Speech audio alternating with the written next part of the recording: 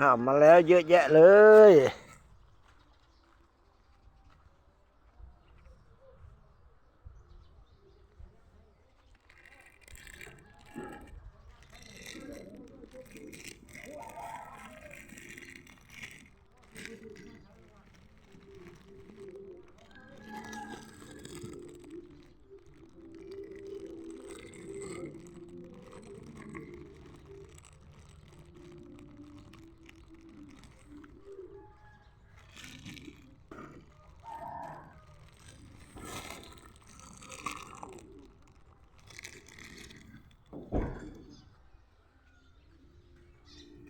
เจ๊ด่ะอะไรกันเจ๊ด่ะเนี่ย มาหาอยู่นี่ ขอร้อย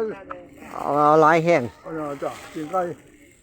เฮ็ดจังได๋กินไก่ก็ กินไก่โอ้ กินได้กินเวลาเดียว แยกมันบัดมันเก็บไว้ละมาโน่นหนึ่งสิบโอ้ เอาบาเราพี่นี่ โอเคเจ้าหนึ่งนี่ป่ะโน่นละ180 บาทได้ป่ะเลย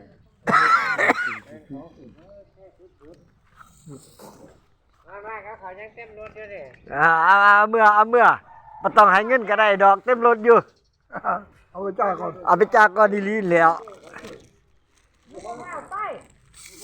นี่หลายเจ็ด ข้าวข้าวว่าสูงยังข้าว นี่จะมูตัวหรอ นี่ผมจะเอาป่าเนี่ยไปเฮ็ดจังได๋กินวะไปปิ้งกินบ่ฮะ เอามาขอปิ่งแม่นแซวได้ ไปหนึ่งไปแกงก็บ่เป็นเด้อ เอาไปย่างเพราะย่างสูงแห้งเลยไม่ใช่เอาไปปรุงไว้เอาไปสั่งมันใส่ดูใส่ไป แล้วใส่รสดีรสหยังเตรียมไปเนาะ เดี๋ยวบอกเขามากกว่าเขาตั้งไฟ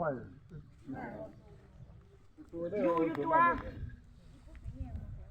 เจ้ายังเราเว้ยกินไปกบได้จักมือตากแดดเลยเด้อ ฮะ เด้อมือไว้ จะวิ่งไว้ไปปิ้งกินหมดเลยติแล้วก็3ที่หาตัวหนึงเอาปลาดุกกับตัวใหญ่โพดโอ้เอาแต่ตัวใหญ่ๆมา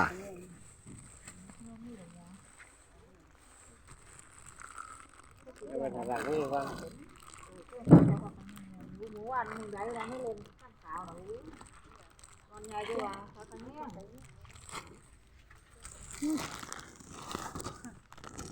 กับเขา โอ้ยแบบทั้งฝ่ายตัวนี้ไม่โดน ไปอุ่นเกี่ยงกัน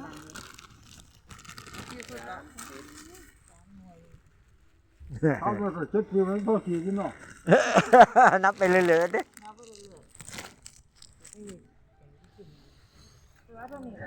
ขยังดอกไปกินเนาะ